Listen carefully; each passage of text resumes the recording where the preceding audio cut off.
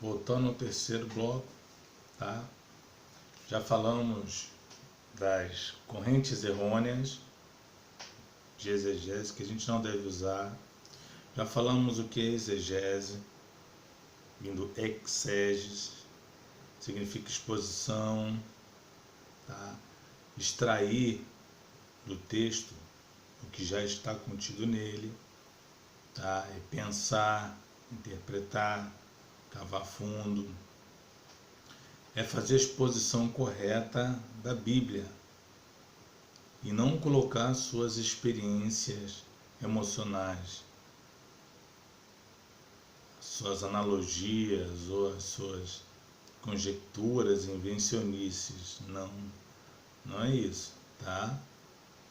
Gente que lê um texto e já começa a inventar uma coisa em cima da outra que não tem nada a ver, tá? Então a exegese parte desse pressuposto, extrair o que é verdadeiro, tá?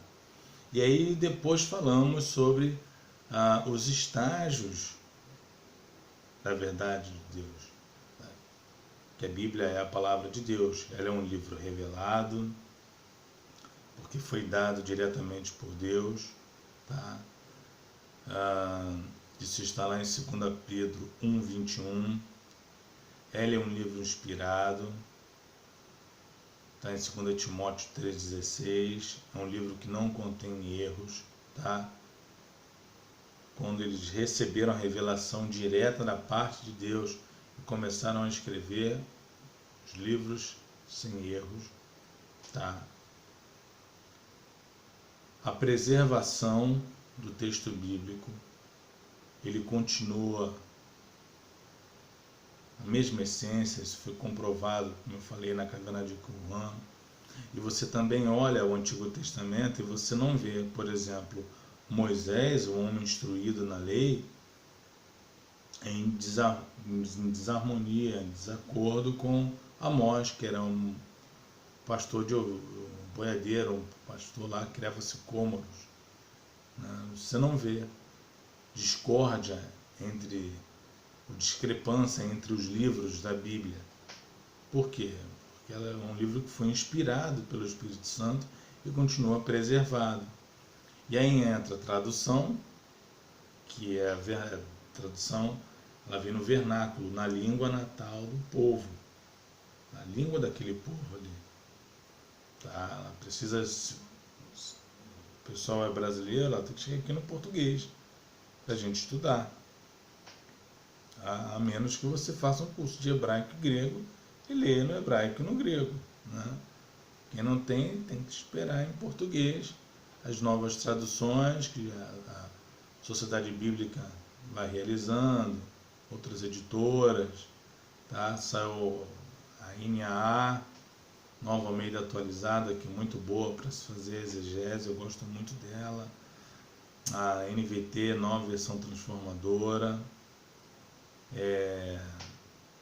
A NVI também eu gosto, é boa, tá? Então, para fazer. E a aplicação pessoal que eu falei, cuidado para você não usar de misticismo. Misticismo é quando você coloca suas experiências, aquilo que você acha, o achômetro, o achismo, em cima do texto bíblico. O texto fala uma coisa, você fala outra. Me matar é quando o pregador chega e fala assim, apenas parte A do versículo. Em cima disso aí você inventa o que você quiser. Mateus 11:28, vinde a mim, apenas até aqui. Meu irmão, daqui você fala o que você quiser. Se ele pegou a perícope, Mateus 11:28, vai até o 30 e explica. E Jesus está chamando para andar ao lado dele, largar o jugo dos fariseus e seguir juntamente com ele, porque ele vai te ajudar na caminhada, ele vai te ajudar a seguir em frente, tá? Então, se está dizendo isso, vamos falar isso. Mas não, a pessoa começa a inventar e pega coisas que não existem e, enfim, é complicado demais, tá? Uma vez eu vi um rapaz que disse que Elias foi levado por um disco voador. Então, exegese, fez essa aplicação, tá? Fez essa aplicação. Mas falando agora dos distanciamentos. Distanciamentos, no caso aqui, da Bíblia para o tradutor, para aquele que vai fazer a exegese. Existe um distanciamento? É óbvio que existe. Tá? A Bíblia foi escrita num período aí de 1.600 anos, cerca de 40 autores, 1.189 capítulos e 31.173 versículos, todos eles revelados, inspirados, preservados pelo Espírito Santo. Mas existe um distanciamento. Tá?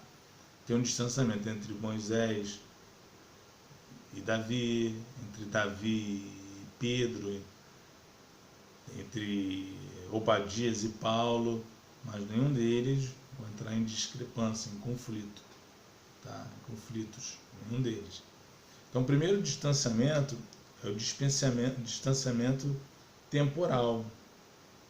A Bíblia está séculos distante de nós. Como eu falei, 1.600 anos para ficar pronta.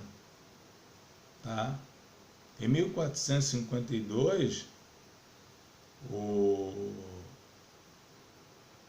inglês Johann Gutenberg, que fez a imprensa, fez o primeiro livro que foi a Bíblia, em 1452. Tá? 1456 ali, mais ou menos, 52, 56.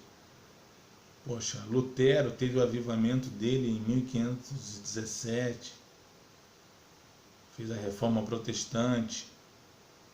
O distanciamento da Bíblia nem estava ao nosso alcance ainda. Quando João Ferreira de Almeida começou a traduzir, muito tempo ainda, tá? Muito tempo. Então a Bíblia está distante de nós? Sim, nesse quesito temporal. Distanciamento contextual. Os livros da Bíblia foram escritos em várias situações diferentes. Exatamente. Paulo escreveu muitas de suas cartas nas prisões, você tem que entender. 4 epístolas da prisão: Efésios, Filipenses, Colossenses, Filemão. Mas tem 3 cartas que ele escreveu também da sua segunda prisão em Roma: 1 Timóteo, 2 Timóteo e Tito. 3 cartas. Tá? Eu não sei onde Mateus escreveu, Marcos estava com Pedro, até chamado de Evangelho Petríneo. Lucas estava com Paulo. Moisés recebeu as orientações da parte de Deus, ele relatava. Os profetas Isaías, Jeremias, escreveram em determinados pontos do mundo, tá? E em épocas diferentes, tá? E ainda assim mantém-se um livro harmônico. Terceiro, distanciamento cultural. O mundo em que os escritores da Bíblia viveram já não existe. A gente tem que entender que algumas coisas são culturais, de fato. Por exemplo, em 1 Coríntios 11, diz que se uma mulher cortar o cabelo, ela é vista como uma prostituta, então teria que usar o véu. É uma questão cultural. Mas quando você vai para Gênesis 34:15, se não me engano, ele fala sobre Judá e Tamar. Tamar foi vista como uma prostituta. Por quê? Porque ela usava um véu. Ué, que confusão é essa? Uma questão puramente cultural.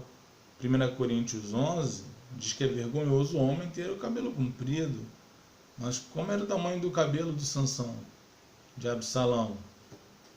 Tá vendo? Uma questão puramente cultural. distanciamento cultural. A gente não pode esquecer isso aí, tá? Mas isso abre brecha para várias coisas. Não, não abre não. Não abre não. Fazendo a exegese certa, não abre não, tá? Distanciamento linguístico. As línguas em que a Bíblia foi escrita também já não existem. Por exemplo, o hebraico, o grego koiné, tá? Hoje nós não temos os originais para comprovar. Mas, como eu falei, os escritos do Mar Morto, tá? Lá da caverna de Qumran, que datam do século I depois de Cristo ali, ou melhor, século I antes de Cristo, mostra o livro de Isaías. Olha só, o livro de Isaías, um rolo de 7 metros, e é o livro que está exatamente como está na minha Bíblia e na sua também, tá? Tem esse distanciamento linguístico? Tem, mas o Espírito Santo tem todo o cuidado de juntar e fazer, tá, com que tudo se torne harmônico, fique em harmonia, sem confusão alguma. Distanciamento autorial. Os autores já estão mortos. Você vai perguntar a Paulo sobre predestinação, e olha que isso dá confusão. Paulo, explica aí, te mandar um zap aí sobre, respondendo sobre predestinação. Moisés, sobre a questão da lei. Isaías, como é que ele teve aquela visão? Os autores estão mortos. Nós contamos com o Espírito Santo, né, e com o nosso esforço em tentar fazer a exegese, tá? Tanto da minha parte quanto da parte do Espírito Santo.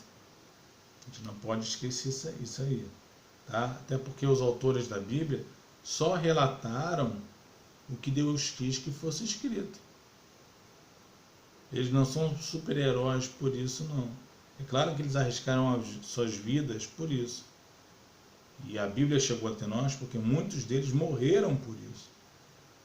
Mas isso não faz deles os autores principais da Bíblia, não. Eles só são os redatores.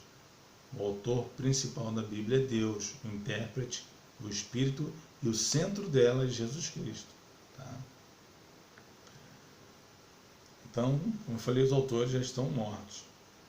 A natureza da Bíblia, por sua vez, provoca outros tipos de distanciamento. Distanciamento natural, a distância entre Deus e nós é imensa, óbvio. Para você entender a palavra de Deus, você precisa ter dentro de si o Espírito que sonda a mente de Deus, como diz 1 Coríntios 2, 9, 1 Coríntios 2, 9 até 16. Segundo, o cuidado que a gente tem que tomar, distanciamento espiritual, somos pecadores, tendemos a colocar ali os nossos pensamentos, as nossas analogias, conjecturas, porque somos pecadores e a ideia é errar mesmo, tá? É por isso que nós temos que orar e pedir orientação do Espírito Santo, usar materiais exegéticos de qualidade, ok? Distanciamento moral. É a distância que existe entre seres pecadores, egoístas, e a pura e santa palavra de Deus que nós pretendemos esclarecer. Então a Bíblia ela foi dada para mim, pecador, me purificar, me santificar, para que eu possa ler, explicar para você também se purificar. Somos pecadores e a Bíblia é o livro, que a palavra de Deus é a água que nos limpa. Lá em João 15,3 Jesus fala: vós estáis limpos, é a palavra que eu vos tenho dito. Então a gente não pode esquecer disso aí. Tá legal? Tem todos esses distanciamentos? Sim. Mas nada nos impede, tá? De estudarmos a Bíblia com zelo, com cuidado, tá? E fazer a exegese correta, usando ali bons manuais, bons livros. A Bíblia, a palavra-chave, é muito boa também para isso, tá? E sempre contando com o auxílio do Espírito Santo. Não entre no misticismo, tá? Nem no racionalismo, nessas visões aí de interpretação, tá? E nem enxergue a Bíblia como um livro comum, porque a Bíblia não é um livro comum. A Bíblia é a perfeita palavra de Deus no imperfeito sotaque humano, tá? A Bíblia é uma carta de amor dada a pecadores como eu e você. Que Deus nos abençoe grandemente, em nome de Jesus.